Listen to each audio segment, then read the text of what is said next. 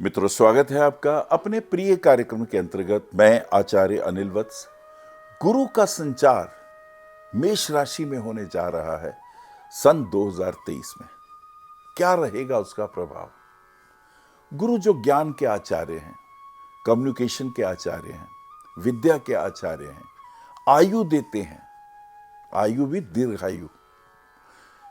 अब बेटी की जन्मपत्री हो तो पति का सुख देते हैं, पुत्र का सुख देते हैं, बड़े भैया का सुख देते हैं, मान सम्मान पुरस्कार ऐश्वर्य प्रमोशन सब गुरु से मिलता है। इसका राशि परिवर्तन यानी मीन राशि से जब ये मेष राशि में जाएंगे तो 12 राशियों में क्या क्या प्रभाव पड़ेगा, ये महत्वपूर्ण है। क्योंकि जब मेष राशि में जाएंगे तो स्वभावतः अश्विनी नक्षत्र में इनकी एंट्री होगी। अश्विनी यानी देवताओं के वैद्य जो आयुष्य प्रदान करते हैं, और देवगुरु बृहस्पति तो प्रसार के देवता है। जहां इनकी दृष्टि पड़ती है वहां शुभता होती है, वहां जीवन आने लगता है, वहां रूप आने लगता है, वहां प्रमोशन आने लगती है, वहां दारिद्र दूर जाने लगता है, लक्ष्मी की कृपा होने लगती है, विष्णु का ऐश्वर्य आने लगता है।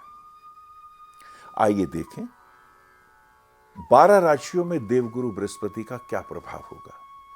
सबसे पहले हमें यह जानना जरूरी है कि फिलहाल अभी 22 अप्रैल 23 तक, यानी 22 से एक दिन पहले कर लीजिए, ये देवगुरु बृहस्पति मिथुन। सबसे पहले यह जानना जरूरी है कि 22 अप्रैल 23 से 5:14 प्रातःकाल गुरु मेष राशि में प्रवेश करेंगे और लगभग 8 अप्रैल 24 तक देवगुरु बृहस्पति मेष राशि में ही रहेंगे। क्या प्रभाव होगा 12 राशियों पर? और उससे पहले देवगुरु बृहस्पति मीन राशि में रहेंगे। इसको ऐसे समझ सकते हैं हम कि 22 अप्रैल 23 से पहले देवगुरु बृहस्पति मीन राशि में। दोनों राशियों का मिला जुला फल कैसा रहेगा? आइए मेष राशि से शुरू करते हैं।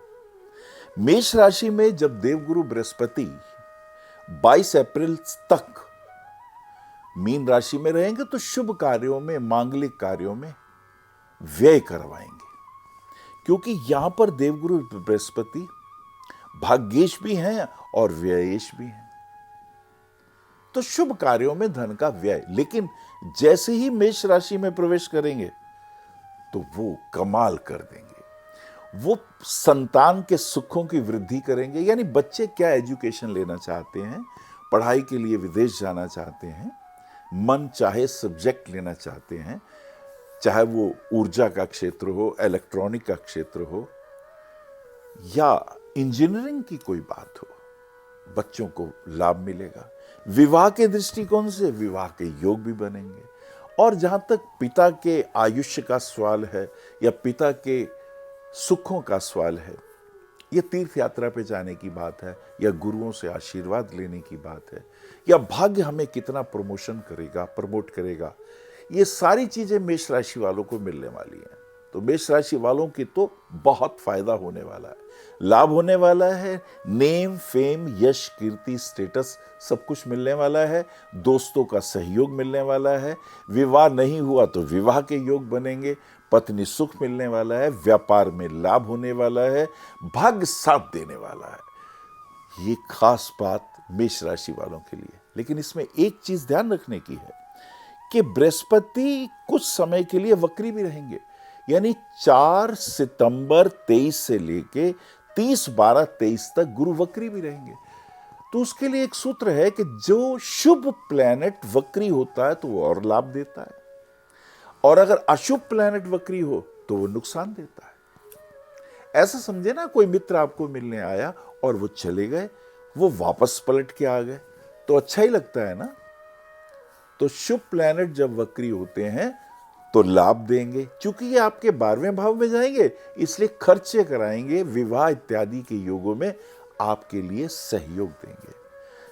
वृषभ राशि वालों के लिए क्या स्थिति रहेगी? वृषभ राशि वालों के लिए देवगुरु बृहस्पति अभी तो मीन राशि में है, आर्थिक दृष्टिकोण से ये लाभप्रद हो सकते हैं, क्योंकि आर्थिक दृष्टिकोण से अगर हम देखेंगे तो देवगुरु बृहस्पति अष्टमेश और एकादशेश दोनों हैं। अष्टमेश होकर आपको यात्राएं कराएंगे, आपके सेमिनार हो सकते हैं, अध्ययन मनन की बातें हो सकती हैं, और आय के पॉइंट ऑफ व्यू से ये कुछ फायदे के योग बना सकते हैं, लेकिन रोग भी देते हैं, इसका हमें ध्यान रखना चाहिए। लेकिन जैसे ही ये मेष राशि में प्रवेश करेंगे, यानी 22 अप्रैल 23 को, तो ये वृषभ राशि वालों के 12वें स्थान में चले जाएंगे। 12वें स्थान में जाने से क्या होगा? व्यय कराएंगे शुभ कार्यों में। हो सकता है ट्रैवल एंड टूर हो सकता है विदेश यात्राएं हो सकता है वहां जाके कोई आपके काउंसलिंग के कार्य हो, मोटिवेशनल स्पीचेस हो, एस्ट्रोलॉजी का कोई प्रोग्राम हो, कोई रिसर्च की बात हो। इस पॉइंट ऑफ व्यू से ये शुभ हो सकता है, और कोई शुभ मांगलिक कार्यों में धन व्यय भी हो सकता है। और जैसा मैंने बताया कि वक्री रहेंगे कब? 4/9/23 से लेके और 30/12/23 तक वक्री रहेंगे। वक्री रहने की स्थिति में स्वास्थ्य का हमें ध्यान रखना होगा। आर्थिक दृष्टिकोण से निश्चित रूप से लाभ होगा। ऐसी स्थिति में मां के स्वास्थ्य का भी हमें विशेष ध्यान रखना होगा। शत्रु बाधाओं को भी प्रेम पूर्वक से हैंडल करना होगा, और रिसर्च के कार्यों में मान सम्मान की वृद्धि के योग बन जाएंगे। लेकिन हाँ, हस्बैंड वाइफ के रिलेशन में प्रेम पूर्वक संबंधों को ले जाना होगा। मिथुन राशि वालों के लिए कैसा प्रभाव रहेगा? मिथुन राशि वालों के लिए अगर हम देखें तो 22 मार्च तक मिथुन राशि वालों के लिए आर्थिक दृष्टिकोण से शुभता के योग बन जाएंगे, क्योंकि ये सप्तमेश और दशमेश होंगे। केंद्र के ग्रह अगर शुभ हों तो शुभता छोड़ देते हैं, लेकिन चूंकि एकादश भाव में मिथुन राशि के गुरु रहेंगे तो आर्थिक दृष्टिकोण से लाभ पहुंचाएंगे, लेकिन रोग भी देंगे। उसके लिए हमें ध्यान रखना होगा। पराक्रम में आपकी वृद्धि कर देंगे। संतान के पॉइंट ऑफ व्यू से कोई शुभ, कोई मांगलिक कार्य आपके द्वारा संपन्न होने के योग बनते हैं, और गृहस्थी के अंदर पति पत्नी के संबंधों में भी लाभ पहुंचाएंगे। लेकिन जैसे ही मेष राशि में आएंगे, तो मेष राशि में आने के बाद क्या महत्वपूर्ण रहेगा? आपके आय के स्रोत बढ़ जाएंगे, पराक्रम की वृद्धि होगी, प्रॉपर्टी के कोई डिस्प्यूट जो अभी तक नहीं सॉल्व हुए, कहीं सॉल्व होने के योग दिखाई देते हैं।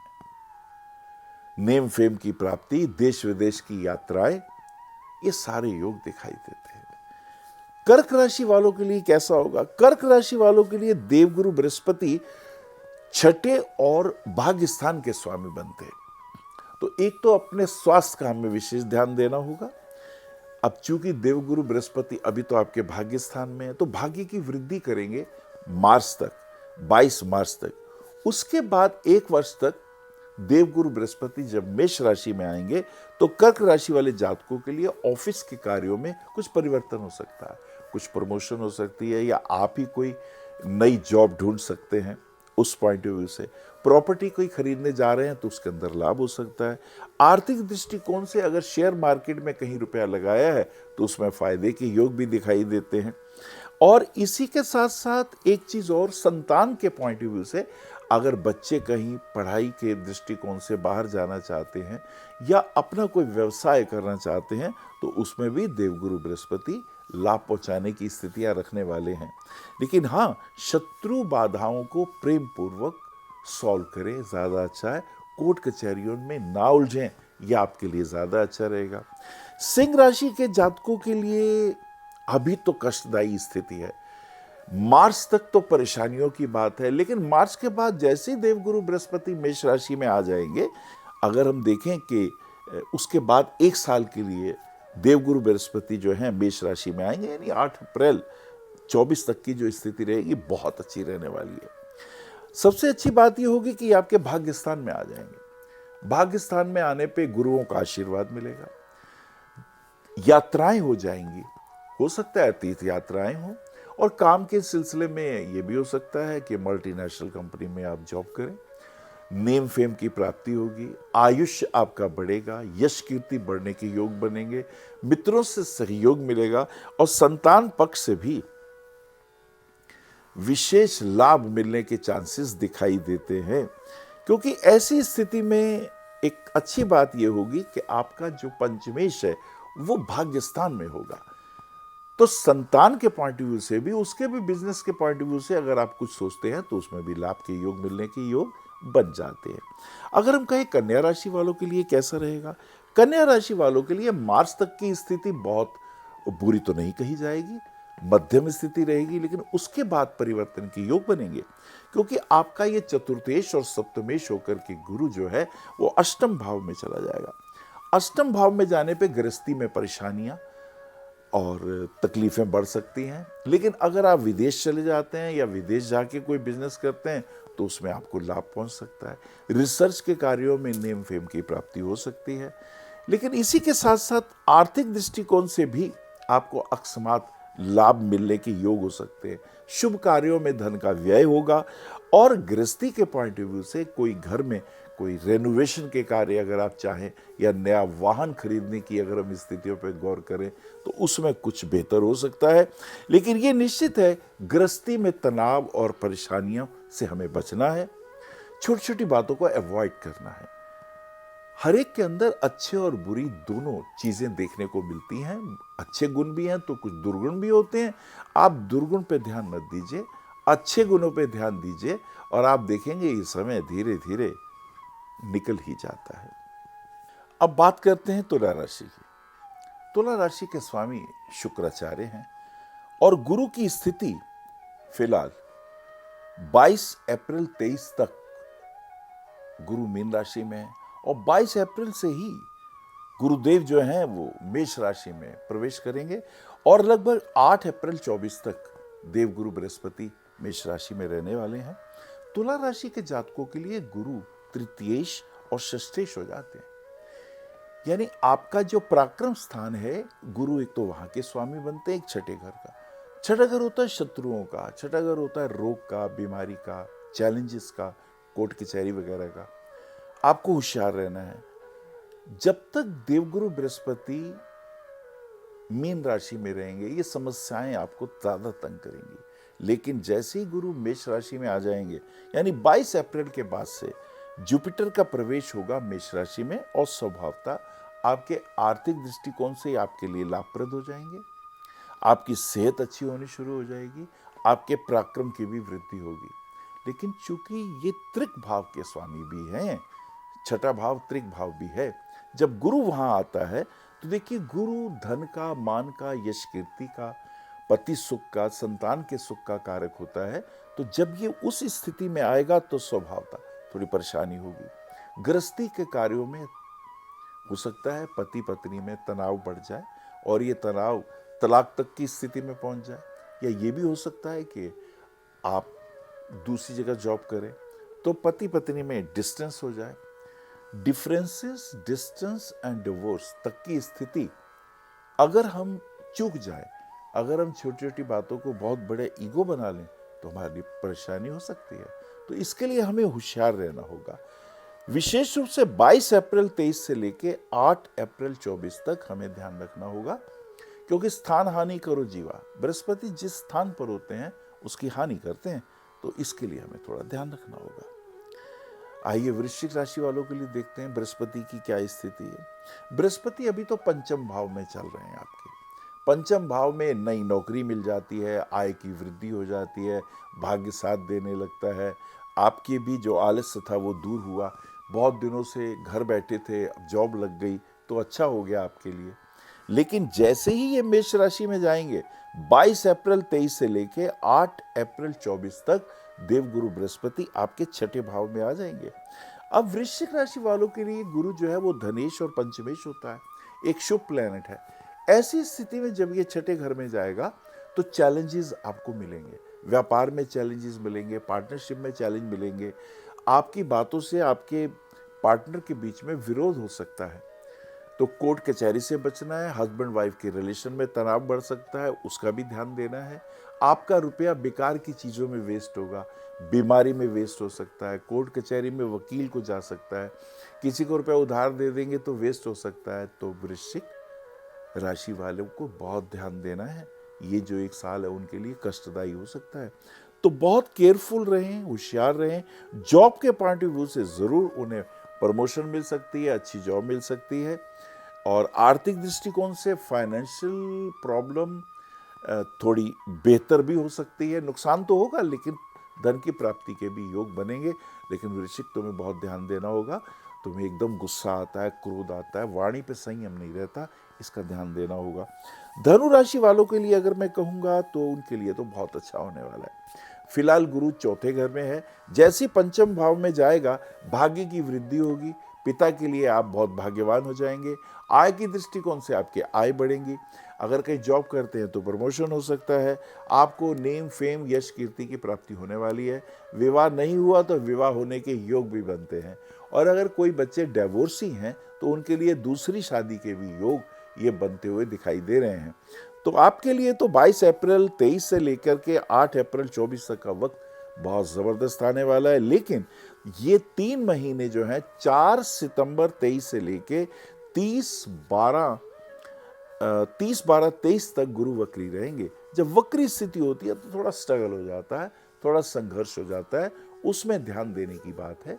उसके अंदर किसी के साथ रुपया उधार मत दीजिएगा, व्यर्थ किसी के साथ कोई ताना मत मारिएगा, चुगली निंदा से बचिएगा, वो समय ज़्यादा इम्पोर्टेंट रहेगा। आइए देखते हैं मकर राशि वालों के लिए कैसा स्थिति रहेगी। मकर राशि वालों के लिए जो गुरुदेव की स्थिति है, एक तो वो व्ययेश है और एक तृतीयेश है। एक आपके व्यय के कारक हैं और एक आपके पराक्रम के स्वामी हैं। तो मकर राशि वालों के लिए देवगुरु बृहस्पति अभी तीसरे भाव में है। तीसरे भाव में आपके पराक्रम की वृद्धि कर रहे हैं, आपके हस्बैंड की या वाइफ की प्रमोशन के भी योग बना रहे हैं, भाग्य भी साथ दे रहा है, आय के साधन भी बढ़ रहे हैं, घूमने फिरने के भी योग बन रहे हैं। लेकिन जैसे ही ये मेष राशि में आ जाएंगे तो ये 4th हाउस में आ जाएंगे, खर्चे बढ़ाएंगे, शुभ कार्यों के अंदर खर्चे हो सकते हैं। घर के पॉइंट ऑफ व्यू से अगर हम कहें, अपनी माँ के स्वास्थ्य का ज़्यादा ध्यान रखिएगा। और यहाँ पर बैठे हुए देवगुरु बृहस्पति रिसर्च के कार्यों में लाभ दे सकते हैं। जॉब के सिलसिले में भी कुछ प्रमोशन के या कुछ नई जॉब आप हो सकता है देख रहे हो, और खर्चे कुछ शुभ कार्यों में हो सकते हैं। लेकिन हाँ, घर का कुछ अगर आप सोचते हो नया घर ले लें तो अभी उससे बचें तो ज़्यादा अच्छा है। ऐसी स्थिति में बहुत अच्छा रहता है कोई गाड़ी वगैरह नहीं लेने की अगर आप सोच रहे हो, उसे भी थोड़ा अवॉइड करें तो ज़्यादा अच्छा रहेगा। आइए देखते हैं कुंभ राशि वालों के लिए कैसी स्थिति रहेगी। कुंभ राशि वालों के लिए देवगुरु बृहस्पति 11वें भाव के और धन भाव के स्वामी हैं। 11वां भाव वो है जो जॉब करके हमें बॉस से पैसा मिलता है, इनकम का भाव है वो। और जो द्वितीय भाव है वो आपके बैंक का भाव है। तो देवगुरु बृहस्पति की स्थिति कुंभ लगन वाले जातकों के लिए अभी गुरु 2nd हाउस में चल रहा है। 2nd हाउस में जो गुरु होता है तो घर से दूरी की स्थिति बन जाती है, जॉब कहीं अलग हो जाती है, घर कहीं अलग हो जाता है, घर से दूर जाने के योग बन जाते हैं। लेकिन ऐसी स्थिति में जैसे देवगुरु बृहस्पति 22 अप्रैल 23 के बाद 8 अप्रैल 24 तक जब ये मेष राशि में आएंगे तो आपके पराक्रम स्थान में आ जाएंगे। जैसे पराक्रम स्थान में आएंगे, पार्टनरशिप वगैरह होगी तो वो टूट सकती है और हस्बैंड वाइफ के रिलेशन में लाभ हो सकता है। भाग्य आपका साथ देने वाला है और इनकम के साधन बढ़ने वाले हैं। ऐसी स्थिति में कुंभ राशि वाले जातकों को विशेष लाभ होने की संभावना दिखाई देती है। और विदेश में जाके अगर कोई काम करना हो, जॉब करनी हो या अपना कोई व्यवसाय करना हो, उसमें लाभ हो सकता है। काउंसलिंग के कार्यों के अंदर, कोचिंग के कार्यों में, एस्ट्रोलॉजी के कार्यों में, सेमिनार के दृष्टिकोण से अगर हम देखें, इवेंट शो के पॉइंट ऑफ व्यू से देखें तो ये लाभदायक स्थितियाँ बनती हैं। मीन राशि के जातकों के लिए देवगुरु बृहस्पति दशमेश और लग्नेश होते हैं। दशमेश और लग्नेश होकर मान सम्मान विद्या देते हैं, एजुकेशन की फील्ड में लाभ पहुंचाते हैं। लेकिन अब देवगुरु बृहस्पति मीन राशि में यानी आपके लगन में चल रहे हैं, तो लगन में जब होते हैं तो तंग करते हैं, आर्थिक दृष्टिकोण से परेशानियां आती हैं, स्ट्रगल होता है, फिर धीरे धीरे फायदे होते हैं। लेकिन जैसे ही ये मेष राशि में आएंगे तो हो सकता है आपका स्थान परिवर्तन हो जाए। आप अपने घर से अपना ही घर नया बनाने की सोच रहे हो, बैंक से लोन ले सकते हैं, घर से दूर जाके कहीं जॉब कर सकते हैं। ये योग बनेगा आपका 22 अप्रैल 23 से लेके 8 अप्रैल 24 तक ये बृहस्पति का योग बनेगा।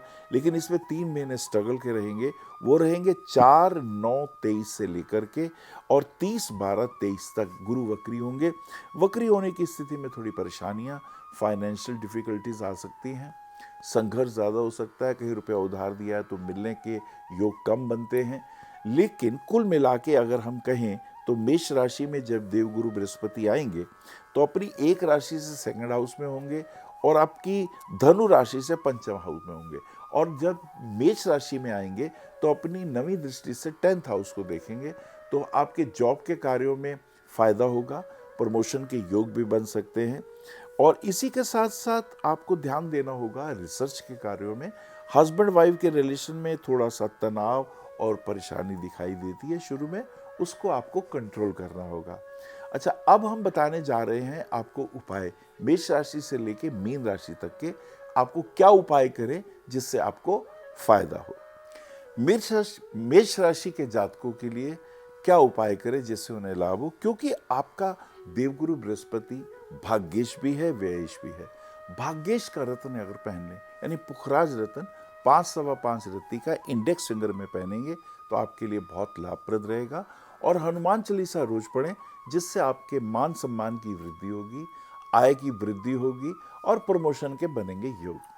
वृषभ राशि वालों की अगर हम बात करें तो उन्हें एक ओपल, जी हाँ 7 साढ़े 7 रत्ती का ओपल इंडेक्स फिंगर में पहनना चाहिए और एक पन्ना सबसे छोटी वाली उंगली में धारण करना चाहिए। इससे उनको फाइनेंशियल गेन्स भी होगा और लाभ की भी प्राप्ति होगी व्यवसाय के अंदर, और गृहस्थी में भी सुख मिलेगा। मिथुन राशि जातकों के लिए उन्हें पन्ना रत्न पहनना चाहिए 6 सवा 6 रत्ती का सबसे छोटी वाली उंगली में।